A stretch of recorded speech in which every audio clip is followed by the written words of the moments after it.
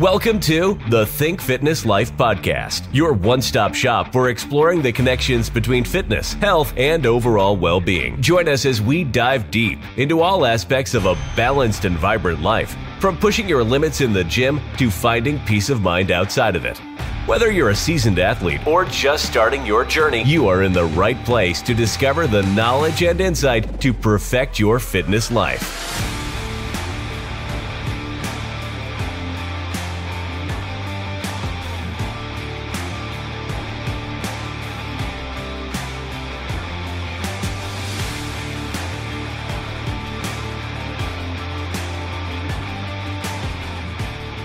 And welcome back to the Think Fitness Life podcast.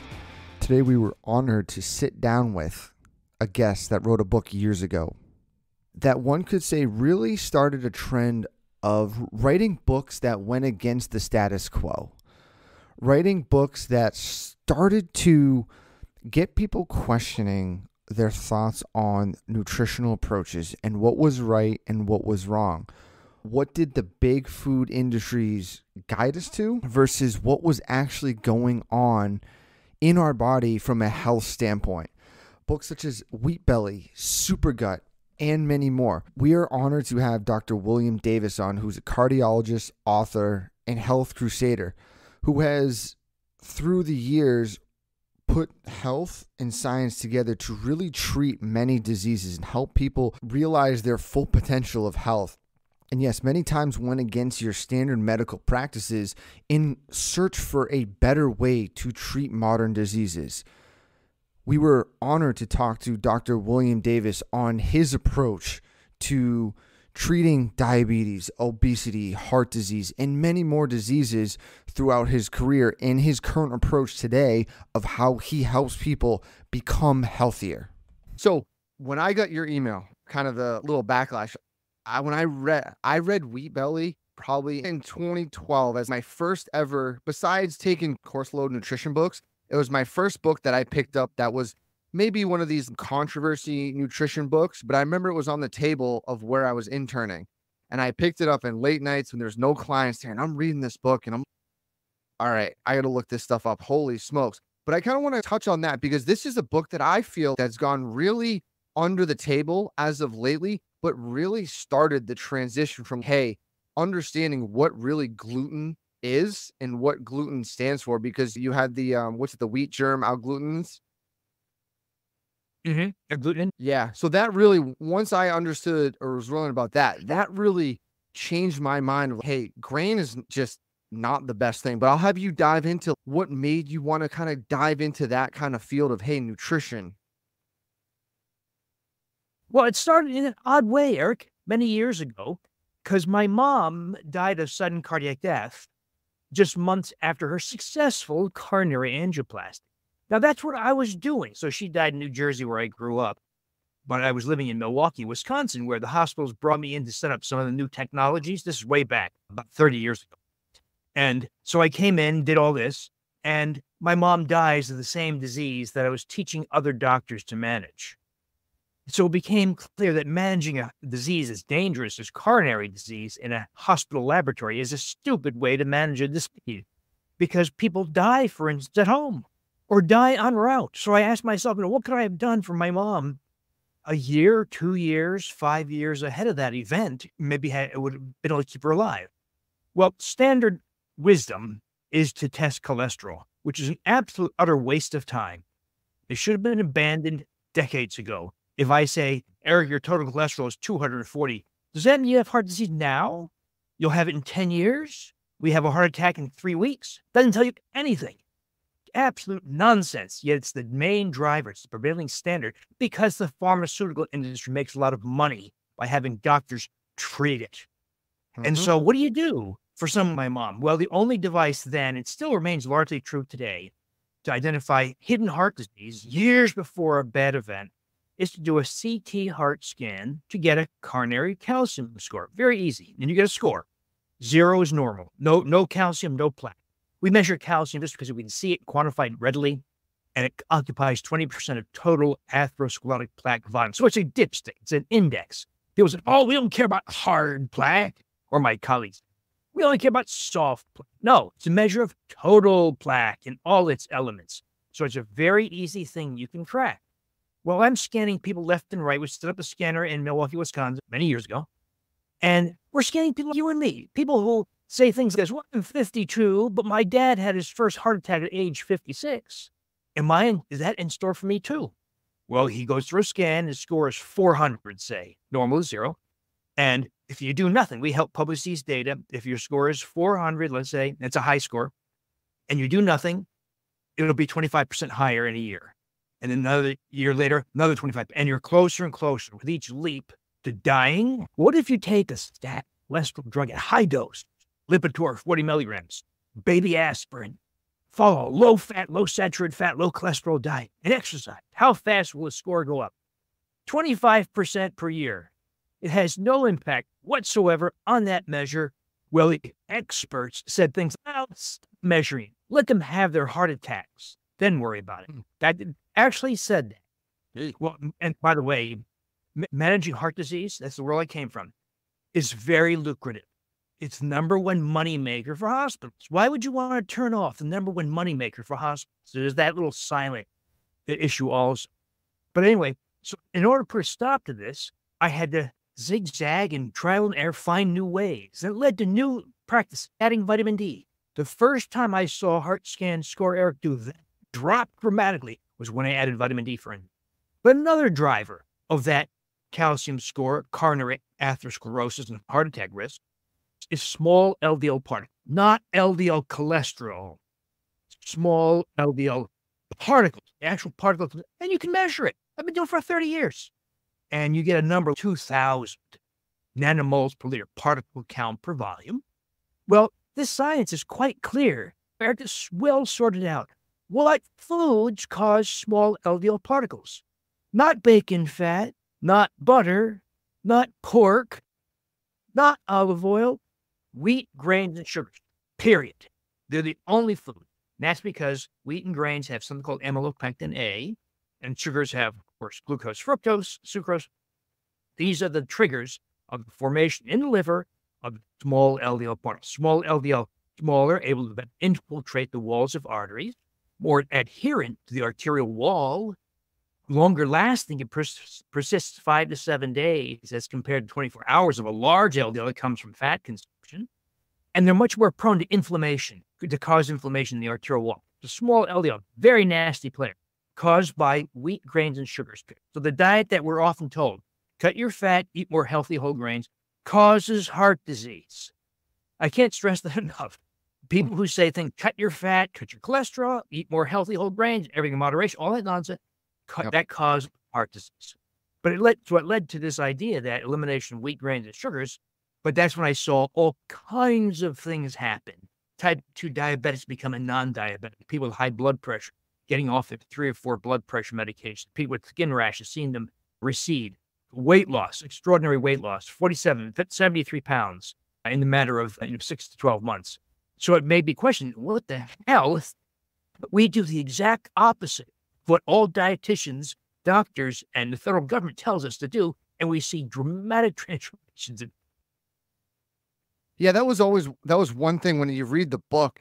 And, of course, I was in college and I'm, and playing sports, and that stuff was kind of part of my daily routine. Pasta, we got to have that for dinner, carbo load. And I'm not saying the carbs are inherently bad, but when you read this, in depth of, hey, what actually is in these things that's driving these processes, that's what really got me thinking. And it did at the time really challenge some people's thoughts. I remember my nutrition class professor was, well, I haven't read the book and I don't really know. And other people were really questioning. And it's funny because you mentioned the small LDL, because I have high cholesterol, but low triglycerides, high HDL. I eat a higher fat diet. And they were very confused. They were, well, are you eating a lot of fat or high sugar? Nope, no sugar, no real grains. I mean, maybe I eat rice and that's it, and some sweet potatoes, but nothing like this processed food. And they were perplexed that they were, oh, well, you maybe should stop eating high saturated fats, your bacon. So I'm going to appease them for the next 4 months and eat more. I'm not going to eat processed food, but I'm going to show them it's just a metabolic adaptation the body goes through. And I think you're spot on when it comes to these small LDLs is, are we looking at the LDLs or the really small ones? And it's the processed food, especially the wheat, grain, and sugars, that's driving this. Absolutely.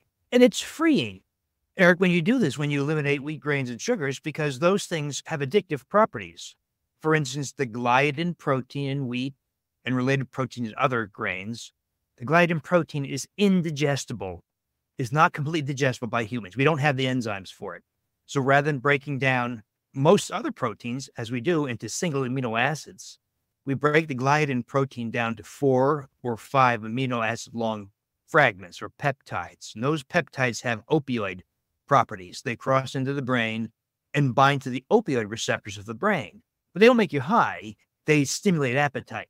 So the gliadin protein of wheat, related proteins of grains, are very powerful appetite stimulants. And by the way, Big Food almost certainly knows this. Oh, yeah. That's why I believe in the 1980s, when modern wheat appeared, that is the high-yield semi-dwarf strain that was created essentially in a laboratory in the 1960s and 70s, that started hitting store shelves in the mid-80s and became a part of virtually every processed food. I got to believe, I don't know this, I don't have proof because I haven't sued them to get their internal documents, but they almost certainly knew about it and then started putting wheat and related grain proteins to everything because it stimulates appetite and thereby increases sales.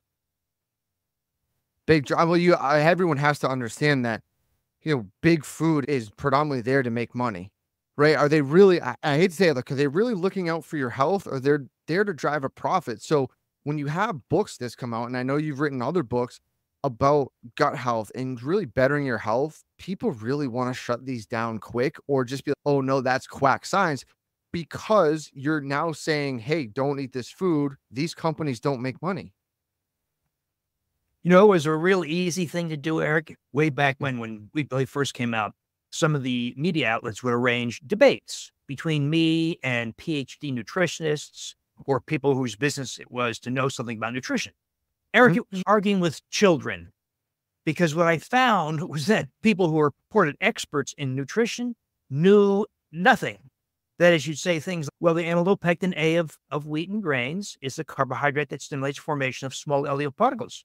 And I know you're familiar with wheat germ agglutinin is a very potent bowel toxin. What about phytates that bind all positively charged minerals in your gut? You poop them out in the toilet, so you lose all the magnesium, calcium, iron, and zinc. And how about the gliadin protein has now been shown to be the initiating factor in many, if not most, autoimmune diseases, such as rheumatoid arthritis and type 1 diabetes. You have this conversation with these so-called experts, and they said, dietary guidelines say you must eat whole grains.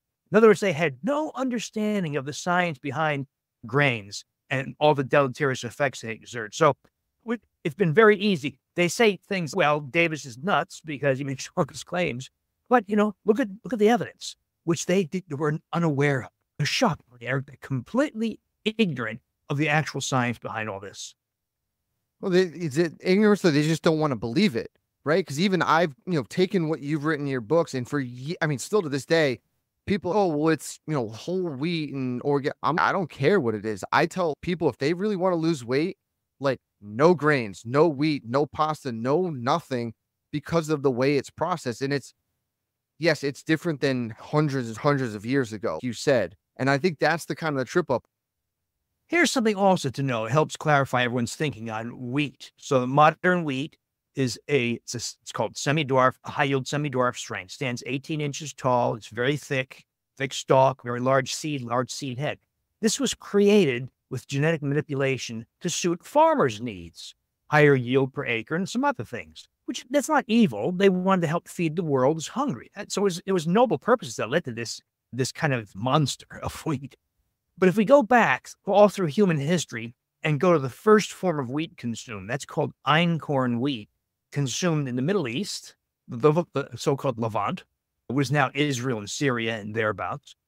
Well, there was wild wheat that grew called einkorn, a 14 chromosome plant, by the way. So modern wheat, by the way, is 42 chromosomes. So you have 46 chromosomes. Your listeners have 46 chromosomes. I have 46 chromosomes. But modern wheat is 42 chromosomes. Ancient wheat is 15 chromosomes, to illustrate how far different these things are. But what happened to the first humans who ate wild growing wheat in the Middle East? Because there was war, famine, drought, and people were desperate. So they figured out they could isolate the seeds of grasses. That's what wheat is. It's a grass. And dry the seeds, pulverize them with stones, and then heat them in a stone bowl over fire, and you add water, and you get porridge. For the first 8,000 or 9,000 years of wheat consumption, it was that, until the Egyptians invented beer and then leavened bread and all that. Well, what happened to those first humans who consumed wild wheat as porridge? Well, incredibly, Eric, before that, before the consumption of grains, tooth decay was virtually unknown. Only 1% to 3% of all teeth recovered prior to the age of grain consumption showed decay, abscess formation, loss, or misalignment. Remarkably, at a time when there was no fluoride toothpaste, no dental floss, no dentist, when humans first started consuming the seeds of grasses, wild wheat, there's an explosion in tooth decay. 16 to 49% of all teeth showed decay, abscess, tooth loss, and misalignment. There was also a doubling of knee arthritis and the appearance of multiple deficiencies. In other words, when humans in desperation turned to seeds of grasses that were not adapted to consuming, all kinds of adverse things happened. They didn't know this, right? They were starving. So they just accepted that you could eat this thing and it would keep you alive another few weeks or whatever, but not knowing that this is not suited for human consumption. Right. Did what they had to do at the time, but then they started a trend where it's now, I mean, I don't know the stats on wheat, but I'm sure it's probably worldwide really consumed greatly.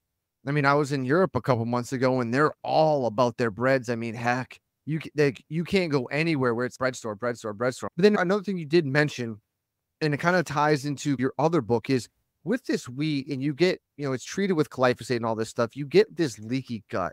And a lot of times that was always more important to me than, yeah, all the other stuff is bad. I get that. But the stuff that's really damaging is that leaky gut.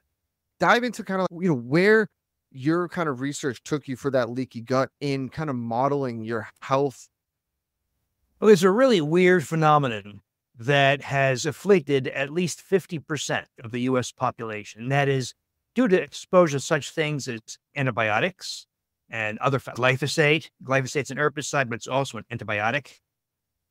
Chlorinated drinking water, stomach acid blocking drugs, food additives, emulsifying agents, polysorbate 80 or carboxymethylcellulose, or synthetic sweeteners, aspartame and sucralose. Numerous factors have caused massive disruption of the gastrointestinal microbiome, the microbes that are supposed to live in your colon. Well, one of the things that's happened is we've lost literally hundreds of species that we're supposed to have in the colon. When that happens, there's a proliferation of fecal microbes. These are species of proteobacteria. These are species of E. coli, Salmonella, Campylobacter. These all may sound familiar because those are also the species of food poisoning. So when fecal microbes, those species I mentioned, are supposed to be in your colon. They're not supposed to be in the upper GI tract, in the stomach, duodenum, jejunum. So when you have fecal microbes in the small intestine, it makes you very sick. So it could be food poisoning, or it could be the ascent of fecal microbes. So all the disruptions we've experienced has led to loss of hundreds of species, has allowed fecal microbes to not only over-proliferate, but then ascend into the small intestine. Well, the 24 feet of small intestine, Eric, is not equipped to deal with trillions of fecal microbes. So these microbes only live for a few hours. So they live and die rapidly. When they die, they release their toxic compounds. One of the most important ones is called lipopolysaccharide endotoxin. We say LPS endotoxin or just endotoxin.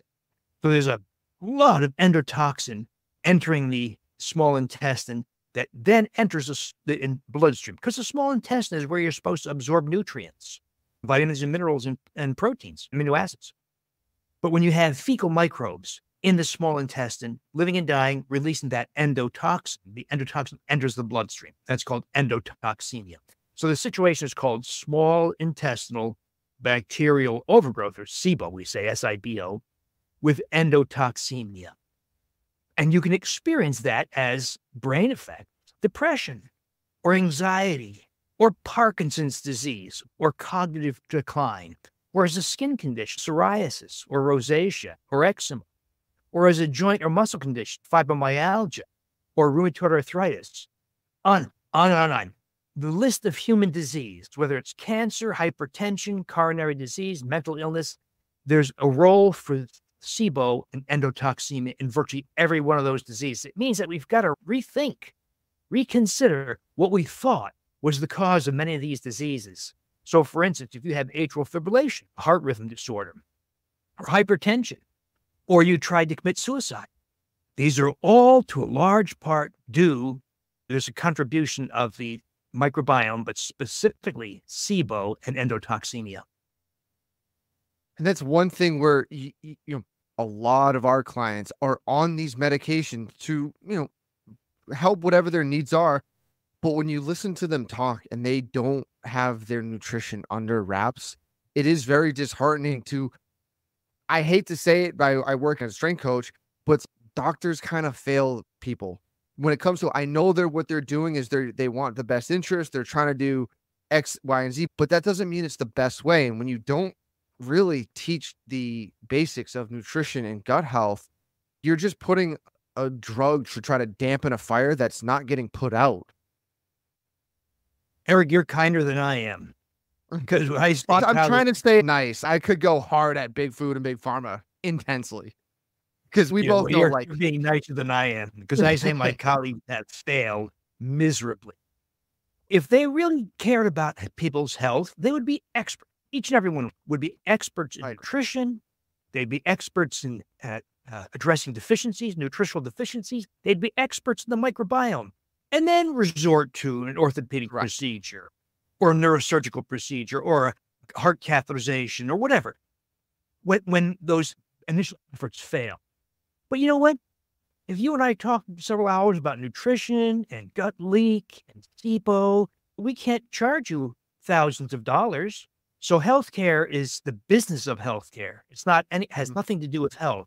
And so my colleagues have abdicated their responsibility. And so if you want to learn about health, people have to talk to people, you or me or similar people trying to provide insight into health, not healthcare. Well, then that's why, we sit down and do this, and we're appreciative to have you on here, because this is the stuff that people need to hear. And it's very hard for people to find you in certain avenues. You have to go search or really dig deep to find certain books. And you did mention something earlier that I kind of want to ask about when you said heart disease and vitamin D. Now, this one has gotten a kind of a big rap, but a lot of people still don't believe in that vitamin D. And I tell all my clients, hey, you got to get these levels checked. You got to look at your blood work. When you were doing this, what were you recommending for vitamin D intake? And kind of go into, because I understand people don't really grasp what vitamin D does. And then not only to help the heart, I mean, we could talk what it did in the last couple of years for COVID. I mean, blew doors off people's once they realized what it did. Right. So in the setting of COVID, it amplifies your immune response dramatically. For the purpose of coronary disease, heart disease, it helps gain control over coronary atherosclerotic, as measured by coronary calcium scores, because vitamin D plays a big role in calcium metabolism. For instance, suppresses the parathyroid hormone. So when you lack vitamin D, your parathyroid hormone levels go high because that helps extract calcium from your bones to maintain blood calcium. Because low blood calcium it can kill you. The body protects its calcium level, even if it means sacrificing the calcium in your. So many wonderful effects of vitamin D. For me personally, Eric, I used to have terrible, terrible seasonal blues. I have to get up 4 or 5 in the morning for heart procedures, and I'd feel depressed and oppressed and standing in the shower thinking, why the hell do I do this? I added vitamin D, and Eric, within days, it turned off completely. And I've seen other miraculous effects of vitamin D. So I think vitamin D is largely underestimated in its potential. So what I've been doing for the last, 15 years or so is supplementing vitamin D, because we're not getting it from, we don't eat enough organ meats. Most of us live indoors. We wear clothes, covers a lot of our surface area. And after age 40, you gradually lose the capacity to activate vitamin D in the skin. Taking vitamin D, we do as D3 or cholecalciferol, the human form, not the D2 or ergocalciferol, which is inferior, even though doctors often prescribe it, not knowing that's inferior. So D3 or cholecalciferol only in oil-based gel caps, because powder in a capsule or tablet forms are very poorly absorbed. So we only take the very inexpensive, widely available oil-based gel cap. You can get these at Sam's Club or Costco. And we take a dose sufficient to yield what I believe is the optimal level, which is 60 to 70 or so nanograms per milliliter. And a dose that's typical is about 5 to 6,000 units per day, higher than often recommended. A good rule of thumb to get started is 1,000 units per 25 pounds body weight. That was Dr. John Kennel's rule of thumb, and it works very well as a starting dose. And then have your level checked some months later. You don't want to check it right away because it takes 3 months to stabilize, or we say reach plateau, and then or steady state. Takes 3 months, and then if your level is low or high, then adjust your dose. It's very easy. And that was one. I mean, I used vitamin D to help. I went to a couple months ago, 2,000 IUs. Now, that's from what I've heard. And I've read and listened to other doctors that going up to where you said 5, 6, 7, 8,000. And I personally believe, and I've even told my parents during COVID, like, hey, you need to go higher dose than what's recommended. And it is funny because I think, and I'm glad you said that and brought it up. A lot of people are very afraid. Oh, it says 2,000. I shouldn't go over 2,000, but they're not getting enough. Even if they are supplementing with just 2,000 IUs a day, you got to get a high dose. Absolutely. Yeah. You don't want to get a toxic dose either. You want to get a dose. It does help to get a blood level every so often. It takes 3 months to reach that steady state. So when you initiate it or when you make any dose change, you want to wait a minimum of 3 months before you check a level. But it's very easy to do. Looking for personalized workout plans? Whether you prefer to train at home or hit the gym, try a 14-day free trial of the Think Fitness Life mobile app. Get customized workouts, nutrition guidance, and coaching from a qualified professional who will be in your corner every step of the way. Visit www.thinkfitnesslife.com to start your free trial today. That's www.thinkfitnesslife.com. You had mentioned earlier you're in this clinical trial, and this is the kind of nitty-gritty. You got some new stuff coming that especially is going to benefit the females. Let's go into talking about that. So, Because as I I think mentioned that's earlier, where a lot of our listeners and people, and I'm going to take this and go back to certain clients who have mentioned to me about what you're going to talk about, but here's a new avenue I think might come about. So as I mentioned, we've lost all these microbial species in our GI tracts that have allowed these fecal microbes to ascend in about half the population. By the way, the reason I changed my mind about this SIBO issue, I used to think it was very rare, Eric, until this device came out. This one, the AIR device, AIRE, this is the old one, the original. This is the newer one. This one measures hydrogen gas and methane. But those are gases produced by bacteria, not by us. And you can use these devices as mapping devices. I have no relationship with the company. The inventor, Dr. Angus Short, is my friend. You can be used to map where microbes are living. Are they living in your stomach and duodenum? Or are they where they're supposed to be in the colon? So there's a way to do this. It's all my Super Gut book. It's in my blog, my DearDavidInfiniteHealth.com blog. When I started having people test, I was shocked. Eric, it's the rare person who tests negative. Now, you could say, well, maybe the test is invalid. Maybe the device is invalid. What I saw was this. Somebody tests positive. It's a 0 to 10, talks to your smartphone. You blow into it, talks to your smartphone, 0 to 10. So people were registering super duper high, and they would correct it and then test normal. And they would say things like this. Hey, my weight loss plateau finally broke. My rheumatoid arthritis finally completely gone. My hemoglobin A1C at the start of your program was 11.7. I was on my way to kidney failure, blindness, and amputation. It dropped to 6.1% on your program. Better, not perfect. Perfect is in the 4 range. And then I took care of the SIBO because I was positive on the AIR device, and now it's 4.8%. So I saw dramatic improvements that correlated with the measurement of hydrogen gas, in this case, hydrogen. But here's the kicker. So half the population has this SIBO problem. Well, what do you do about it? Well, because it's causing all kinds of disease, from diverticular disease to colon cancer, to depression, to suicide, to anger, hatred, poor socialization, social anxiety, rosacea, sleep apnea. It's shocking how many diseases this process plays a role. Well, go to the doctor and say, hey, doc, I think I have SIBO. Well, he says, what? Well, because I think I see fat droplets in the toilet. Or I have food intolerances. I can't eat nightshades. I can't eat FODMAPs. I can't eat histamine-containing foods, right? Oh, these are all signs of SIBO, by the way. Or I have a disease, irritable bowel syndrome, or fibromyalgia, which is very highly associated with SIBO. Or an autoimmune disease or a neurodegenerative disorder. You say to the doc, I think I have SIBO. And the doctor says, oh, did you consult Dr. Google again? Or, no, you don't. There's nothing wrong with you. It's all in your head. Or some other ridiculous. The few who are knowledgeable, some of the gastroenterologists, will hand you a prescription for Xifaxan, an antibiotic. Now, wait a minute. Didn't antibiotics get us here? Weren't they part of the problem? So is the solution another antibiotic? And Xifaxan has a track record of success of about 55 to 60%. It's not very helpful. And it's very expensive, not covered by insurance typically. And so here's a question I asked. If you have SIBO, 30 feet of fecal microbes, including the 24 feet of small intestine, releasing their toxic compound. If you take a commercial probiotic off the shelf, will it go away?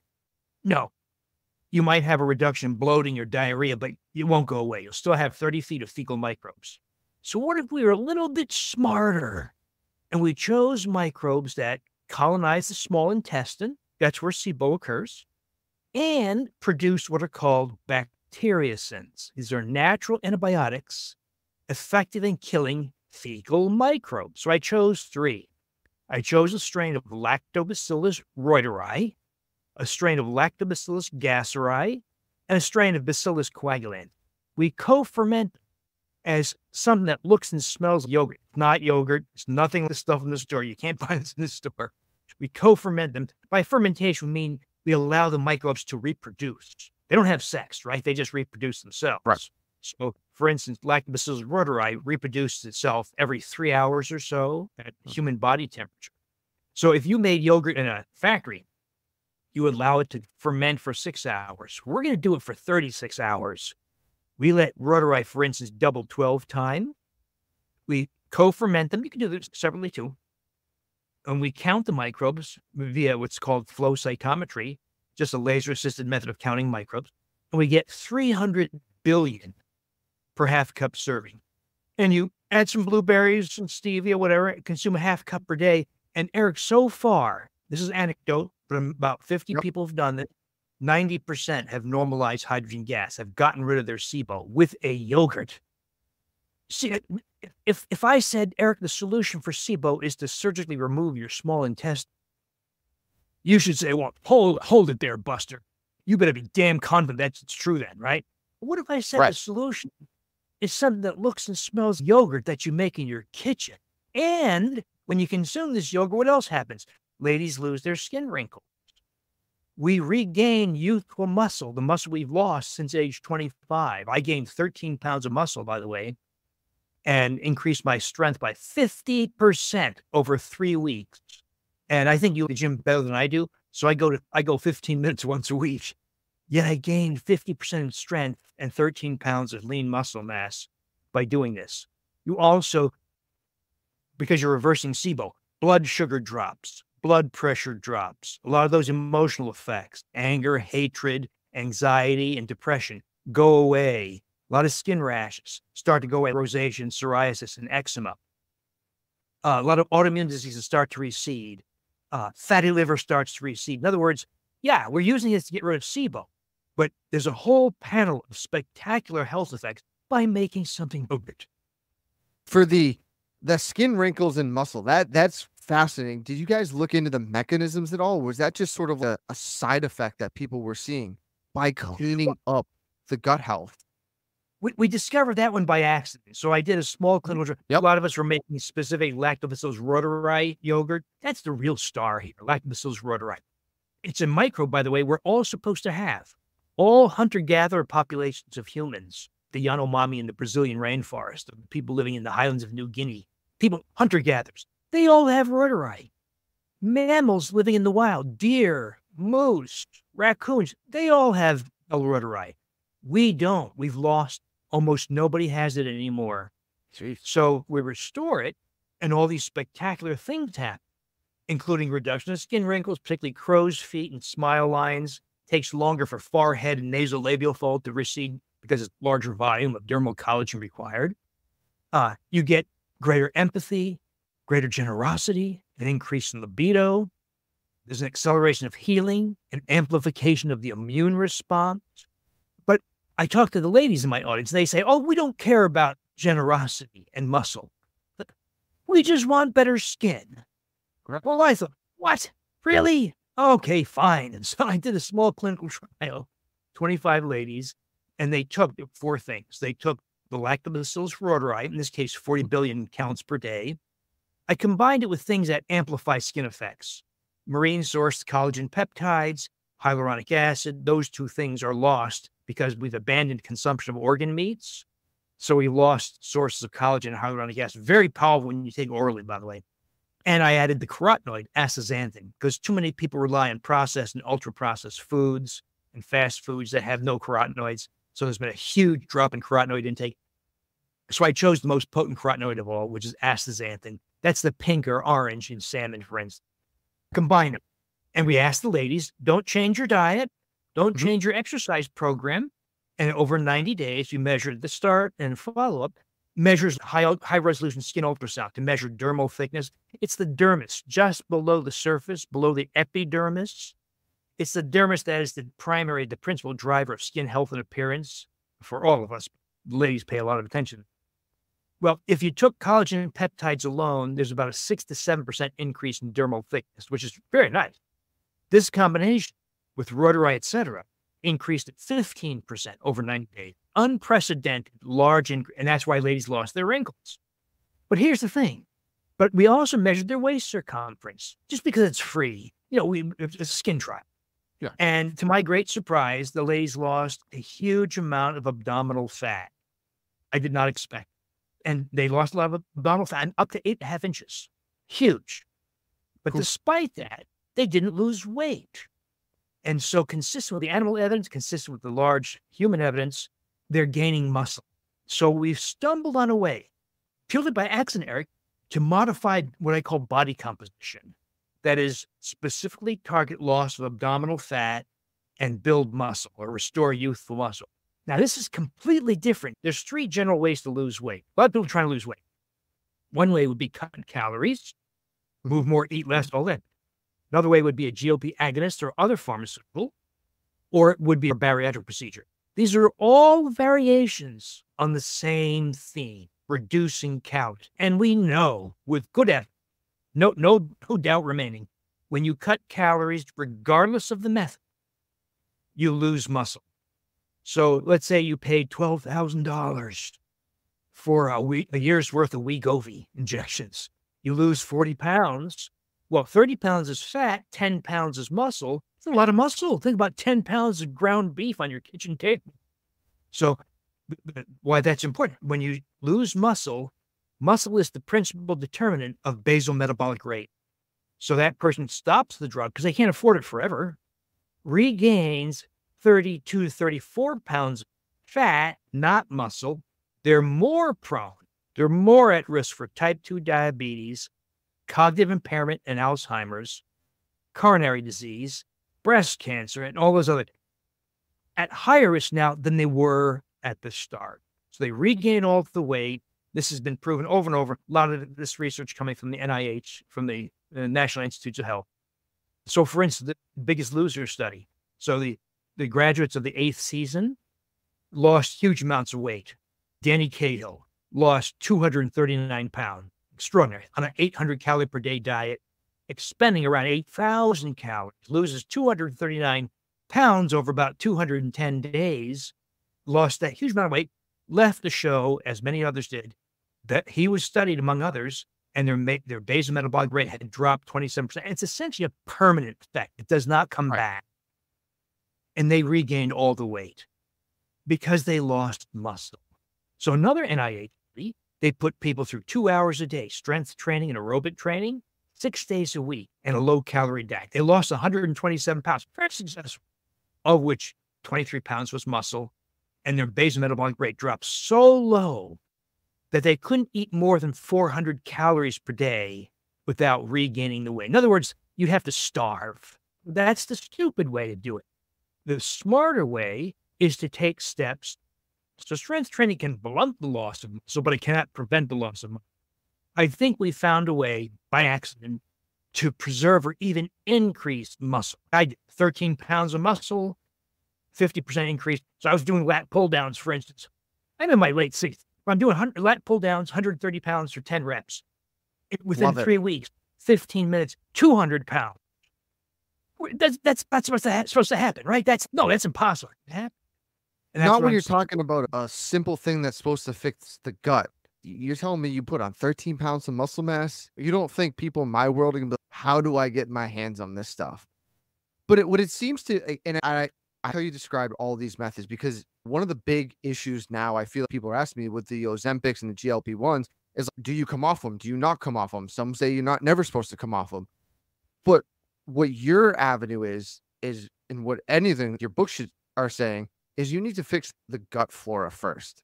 You could do all this stuff, but if you don't change that microbiome, then you're not actually really going to change your body. So I don't want to call it yogurt. What do you want to call this? Superfood? What do you guys determine this thing is? Is it a supplement? Is it? Some people have called it no-gurt or pro-gurt because people say things, can I just go to the grocery store and buy it? No. Right. There's a lot of reasons why you can't do it at the grocery store. One, different microbes. The microbes typically used for yogurt are really not very interesting. Streptococcus thermophilus, the Bacillus bulgaricus, not very interesting. They're fermented for very brief periods of time. The bacterial counts are very low. They often add sugar, high fructose corn syrup, mixing agents, xanthan gum, gellan gum, and carrageenan. Because they ferment for such a short time, thin and watery. They use skim milk or 1% milk or low fat. By the way, I use organic half and half, 18% fat, because we don't pay. No one here cares about fat or cholesterol, saturated fat. That's nonsense. There never was evidence to support the idea that reducing saturated fat and cholesterol reduce cardiovascular risk. The real tragedy, by the way, that is it focused everybody's attention on saturated fat, cholesterol, and statin drugs and reducing cholesterol, when the real causes of heart disease went unaddressed. That's why your hospital probably added a $75 million wing to address heart disease, because they're making tons of money by allowing heart disease and giving you the diet that causes heart disease. So we're doing things that stop heart disease, that reduce your cardiac calcium score, that get rid of diabetes, that reverses sarcopenia, age-related loss of muscle, that gives you better skin. By the way, the effect I get from Rotary is I'm a chronic, terrible insomniac. I sleep deep, 8-9 hours every night, rare interruptions, vivid childlike dreams. So I have to get to Rotary, because if I don't, I'll revert back to an insomniac. So this thing's just really resetting the whole microbiota and allowing the system to really find balance and do what it really wants to do, is keep skeletal muscle mass, keep all these ingredients. Now, we're going to say this probably stuff won't work if you're eating ultra processed food, but if you're eating this plus the right diet, you're going to get all these effects from skin health, muscle mass, correcting all these gut health issues, let alone probably a plethora of other diseases. Exactly right. You'll get greater benefits when you store Rotary and other healthy microbes in the setting of a better diet. Exactly right.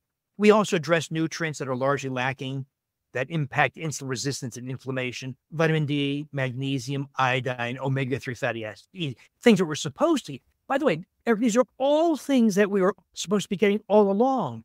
We should get magnesium from produce, wild plants, and drinking water. We can't do that. We filter our water that removes all magnesium, and modern produce has almost no magnesium in it anymore. So we're just replacing things largely lost. And the great thing about this, when you replace those things, they synergize to yield extraordinary effects. So fatty liver goes away. Type 2 diabetes almost always goes away. Hypertension goes away. And so many things that are treated by drugs, or my colleagues even say things like this: oh, there's no treatment for fatty liver. We'll watch your liver test until you get cirrhosis and your abdomen bloats this and you vomit blood from the esophageal varices that you're going to get. And then we'll talk about a liver transplant. That's a success. That's not a success. That's an utter, absolute failure. So, but the truth of it is, fatty liver is something you get rid of in 2 weeks. just doing these kinds of things. And for this, that's my next question is this going to be something? And I know Big Pharma's probably not going to you for this because you're going to create something that's going to really cure people that they won't make money from. But where can people maybe eventually get their hands on this and change their So health? we do have to pay attention somewhat to strains of bacteria. To illustrate, you and your listeners and I all have E. coli in our guts. Well, what if you ate lettuce contaminated by cow manure with another strain of E. coli? You can die of that E. coli. Same species, E. coli, different strain. So we have to pay attention to the strain to some degree. So the strains that I believe work is a strain from a company, Swedish company called BioGaia, and the product is called Osfortis. So BioGaia is BioGaia, and the product is called Osfortis. Or there's another company called Cutting Edge Cultures. They have something called L. reuteri Superfood that comes in packets. We have something coming out literally this week called My Reuteri. And so those are the three sources I'm confident have these effects. And then you ferment them. It's very easy. We keep them at 100 degrees Fahrenheit or so, human body temperature. So we need a sous vide device, a slow meat cooker, or a yogurt maker, or an Instant Pot. Anything that keeps that temperature around 100 degrees. It is worth measuring the temperature with a thermometer the first time you do it. Some of these preset temperatures are inaccurate. It kills the microbes if it goes above about 110 degrees. We use organic half and half. It's an easy process, but it's in the Supergut book. It's in my blog, the Dr. Dave's Infinite Health Diet. Empty the microbe source into a glass or ceramic bowl. Add a prebiotic fiber. We add inulin, for instance, a tablespoon of inulin. Add a little bit of the organic half and half, whatever liquid you choose. By the way, it doesn't have to be dairy. Dairy is just very easy. I add a couple tablespoons organic half and half, stir it, break up the clumps, then top it off with the remaining half and half.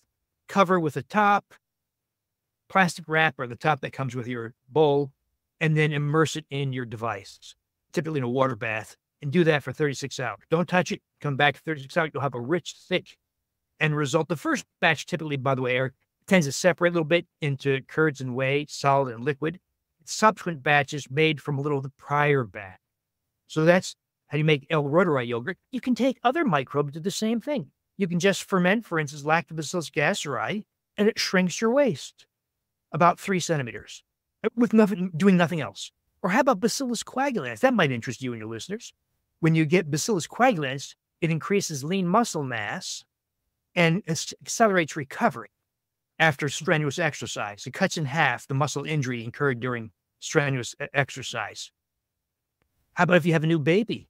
We want to make sure that child has Bifidobacteria infantis because that's going to make it's much more likely to have better neurological maturation, less likely to have disease, type 1 diabetes, more likely to sleep through the night, and have a higher IQ as an older child. But it's only effective if mother is breastfeeding. How about breastfeeding moms? Lactobacillus reuteri, not during pregnancy, because we don't want those kinds of high numbers when you have a uterus that's about to produce a baby, because the oxytocin that's generated by consuming reuteri causes uterine contraction. So we don't give pregnant ladies these high counts. But after delivery, the oxytocin boost you get from the reuteri makes it easier for a mom to breastfeed because it causes the delivery of breast milk.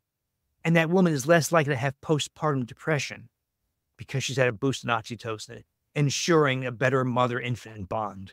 The most delicious yogurt I've ever had is yogurt made with Lactobacillus crispatus, which is the dominant microbe in the female vagina. If a woman lacks Lactobacillus crispatus, she's much more prone to vaginal infections, candida infections. She's much more prone to miscarriages and premature labor. She is more prone to repeated urinary tract infections and what's called urge incontinence. A woman laughs or sneezes and she pees. While she restores crispatus, vaginal lining restored, moisture, sensation, less prone to infection, reduces urinary tract infections dramatically, and reduces urge incontinence, which is remarkable. A woman can take crispatus orally as a capsule or as yogurt, better as yogurt, and it colonizes the vagina and the bladder, which is very novel observation. A lot of this work came from Loyola University, right near me. They did elegant work to show that these microbes, because there's no connection between the gastrointestinal tract and the vagina, or as you know, so no one knows how it gets there. Is it by contiguity, nearness in the groin, the perineum? Maybe, don't know. Right. Because there's a new process where we're starting to realize it's important called translocation, where microbes in one place can find residence in another place. Best example, Fusobacterium nucleatum in your mouth. Especially if you have bleeding gums, gingivitis, or periodontitis, would Fusobacterium enters the bloodstream and then colonize the colon, where the evidence is very good. It is a major driver of colon cancer risk. Think about that. Colon cancer risk starts in the mouth. So your gastroenterologist is busy doing colonoscopies and ignoring oral microbiome that is a source of a lot of cancer in the colon. So, but anyway, back to Christmas. And you know what? It makes the most delicious yogurt you ever had. It tastes cream cheese. Wow. And it's right, but this is the stuff that's fascinating, where you've lost sight of over years all these good bacteria that we really need for optimal function. And I do think it's worthwhile for people to really sit down and understand and go to blogs and pick up a book. But where can people kind of find you on social media or a website? As you mentioned, the Super Gut book has a lot of these recipes, where to source the microbe, how to ferment. It's really very easy. And it's a lot of fun, by the way. It's also in my blog, drdavesinfinitehealth.com. I'm on Facebook. There's Instagram. I have a membership website where we do two-way Zooms. There's several 100,000 forum posts and over 2,000 blog posts. So I try to make this all available as possible. Because you know this, Eric, it's not coming from the hospital. It's not coming from the doctors. Not coming from the dietitians. So where do you get this stuff? Well, people, you or me, and people doing similar things. The good news is the level of information now is so astounding, so huge, that people have extraordinary power over their own health. It's why I wrote the book Undoctored some years ago. They got me blacklisted from all major media. I said, you know what? Screw the doctor. He doesn't know what he's doing. He knows how to dispense pharmaceuticals. He knows how to order an MRI. He knows how to order a surgical procedure, all the revenue-generating activities that people in healthcare do. But if you said, hey, I just want to get my vitamin D right. Hey, I just want to get rid of this SIBO so I can lose weight. Or how do I boost my oxytocin, hormone of love, empathy, and body shape? What are you talking about? I have no idea what you're talking about. So they're not in the business of helping you become healthy and fit and physically active and vigorous. So you got to do it yourself. That's right. Well, we do appreciate you coming on and spending about an hour of your day today talking about what you're passionate about. And clearly we share the same frequencies and wavelengths when it comes to restoring health in the gut. We do really appreciate, and it is an honor. I mean, one book that I read when I was younger, I don't think I'd ever thought I would actually talk to the author of it. And keep doing what you're doing, Eric. What you're doing is so important, because it's not coming from the doctors. It's not coming from the dietitians. It's not coming from the media, that is major media. It's got to come from someplace. So I'm very grateful we have people doing what you're doing. If you're ready to make steps towards improving your health or increasing your performance, book a free 30-minute call today by visiting thinkfitnesslife.com.